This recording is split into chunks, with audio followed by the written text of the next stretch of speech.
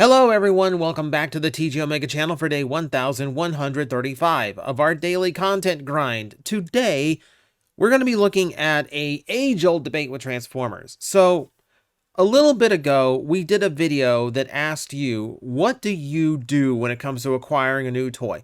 Do you count on the pre-order, or do you still enjoy the thrill of the hunt?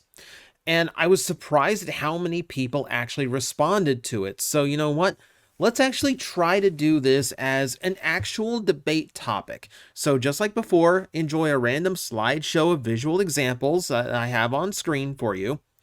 But this time, we're going to change it up a little bit. In the description below, you are going to find a link to a straw poll to actually tell me yourself, which do you do? In this case, we are going to be talking about faux parts on Transformers, and if they are a good or bad thing. Because it's one of those debates I see come up all the time. So we're going to see if we can't make a whole format out of this whole, classic debates amongst Transformer fans. And you can use the poll in the description below to let me know exactly how you feel. And the next time we do a video like this, I'll let you know the results of the poll. But for today, let us focus on the fake part thing. So I've seen so many people that start decrying a Transformer toy the second they notice that the windshields in the robot mode aren't the windshields on the vehicle mode. Those things on the chest, those are not the real windshields. Those tires are fake molded tires when the actual ones are hidden behind their legs. There's things like that, where it feels like there's so many fans out there that will immediately be down on a toy because it's not doing things fairly, that it's faking the parts and it's cheaping out on the transformation.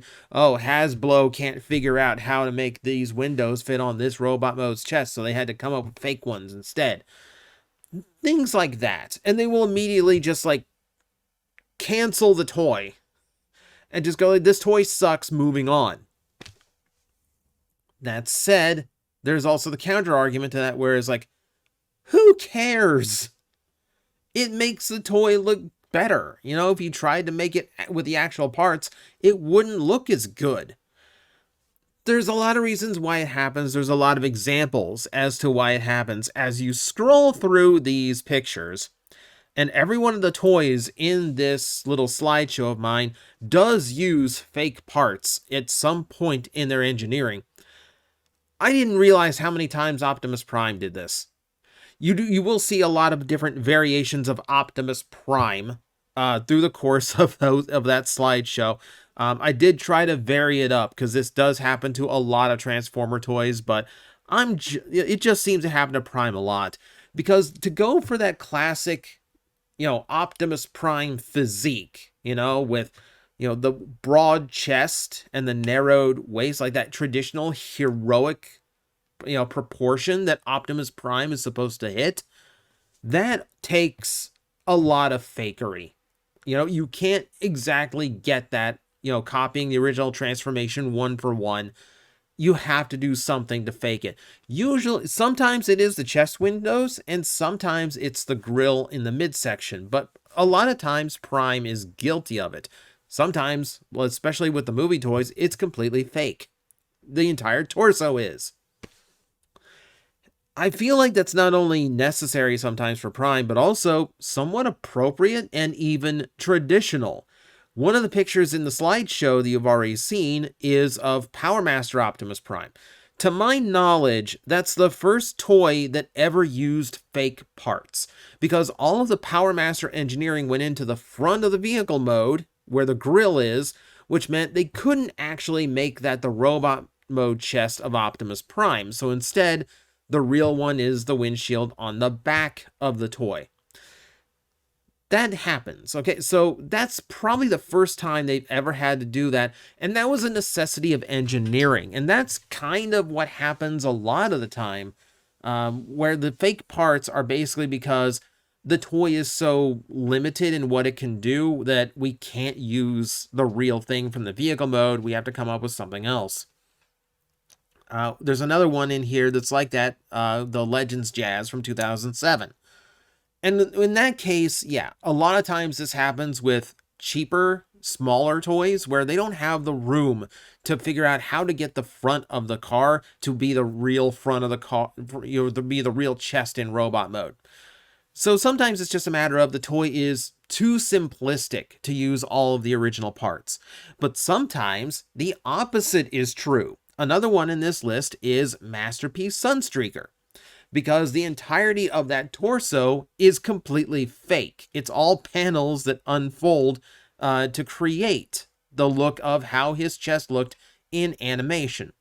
You can see where if they do use the actual windshield and top of the car for Sunstreaker's chest, it does mean his proportions don't look quite right. You can see that on the Generations Jazz toy, for instance.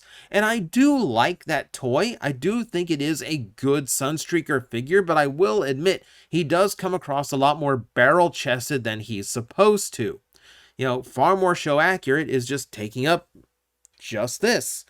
But of course, getting a getting a Lamborghini that you see here, get a top of a Lamborghini to fit onto a robot mode torso is literally impossible.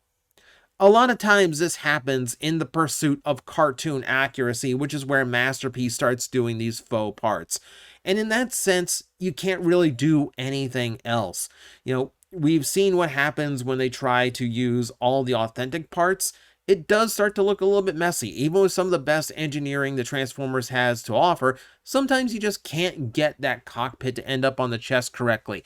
Sometimes that, that torso made of windshields just does not look correct unless we fake it somehow. So I understand in that regard.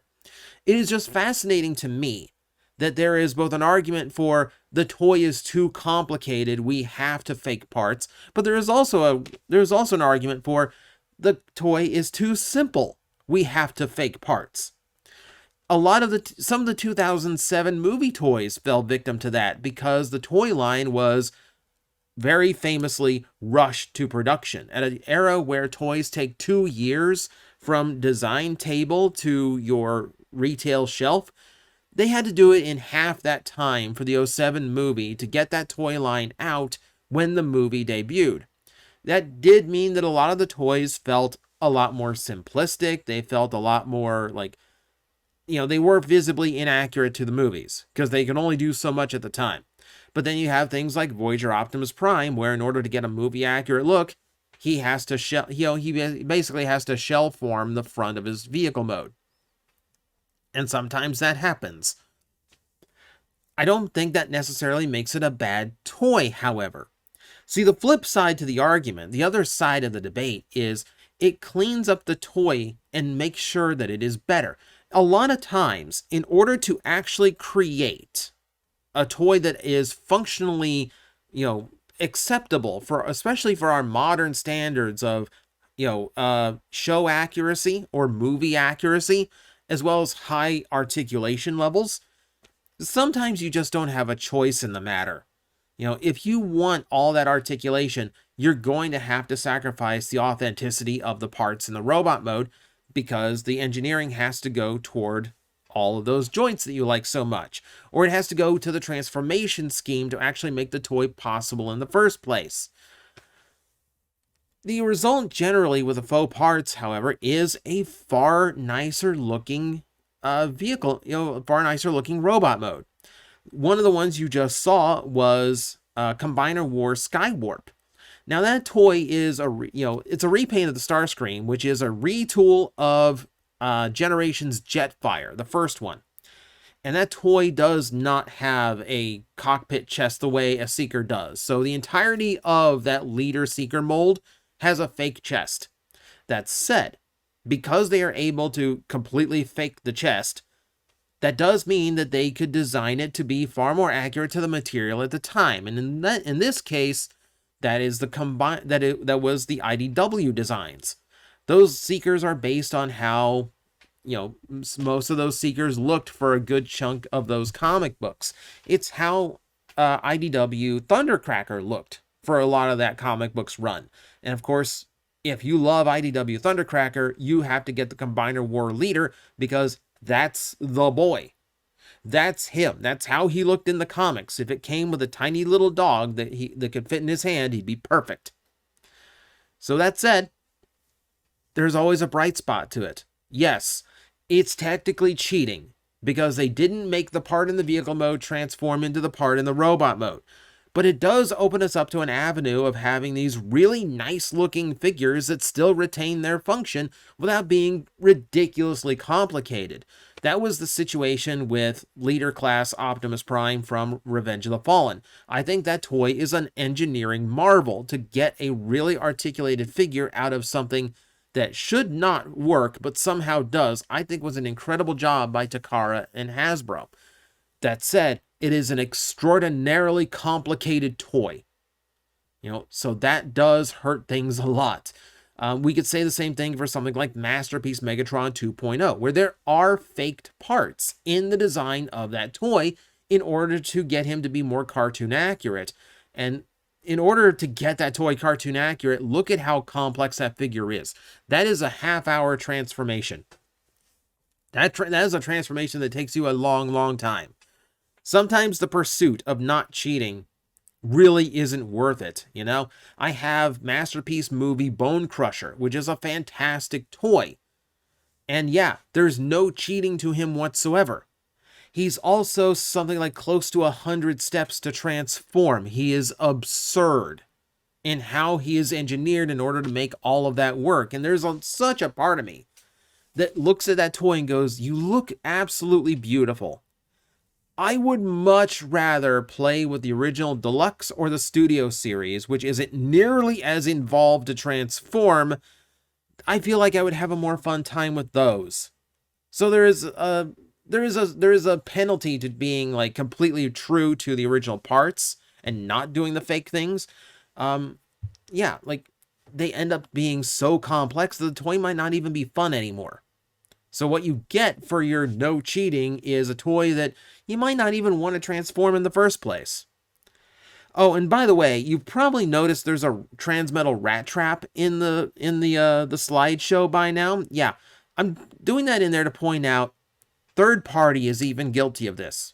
One of the big criticisms I have over that Trans Arts Rat Trap is the fact that they designed two different rodent heads.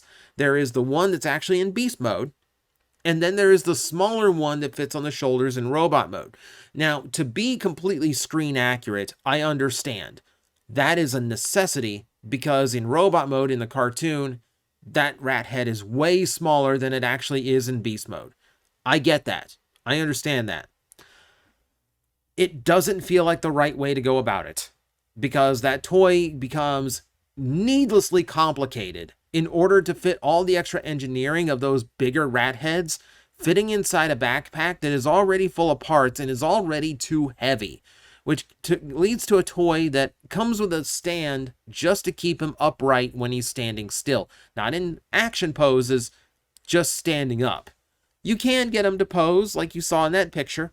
You can get him to actually stand still, but it is a challenge, and it shouldn't be a challenge. When the toy from the 90s can still stand up better than your supposed masterpiece alike in third party, where the budget is unlimited and you can do whatever you want to make it work, it hurts it. I don't like that toy. I like all the Trans Art Beast Wars figures that I have picked up, but not that Rat Trap. That Rat Trap does not feel good. That Rat Trap feels like it's a mess, and it feels way overcomplicated. I don't ever want to transform it, which is a shame because I loved Transmetal Rat Trap back in the day. That was one of my go-to toys to play with as a kid.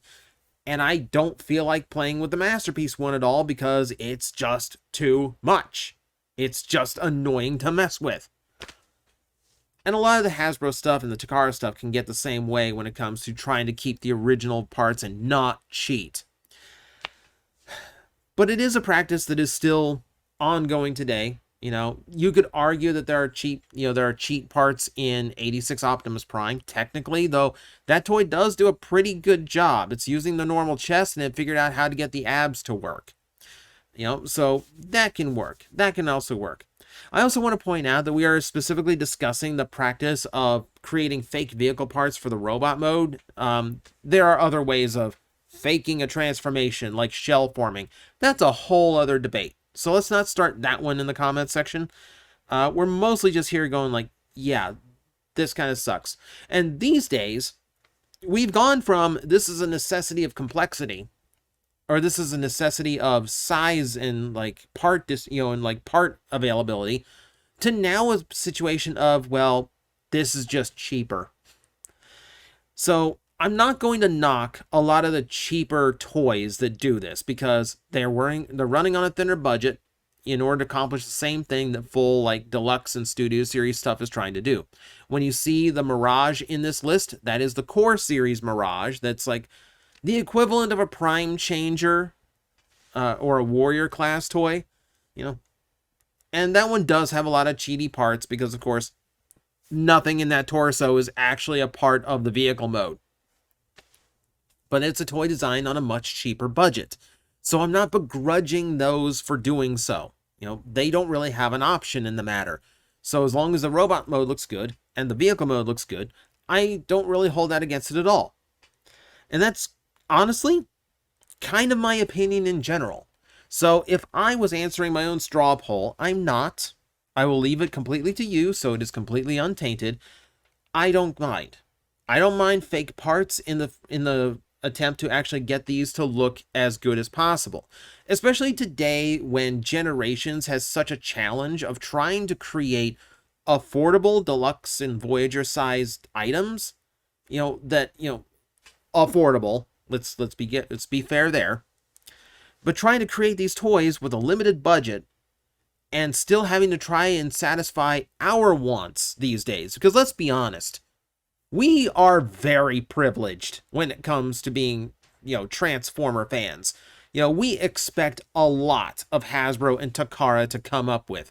We expect them to be cartoon accurate. We expect them to have all the accessories we know them for. We expect them to be highly articulated. Well, a lot of times that is a lot to ask of a single deluxe toy. So I can kind of understand where, shortcuts have to be taken.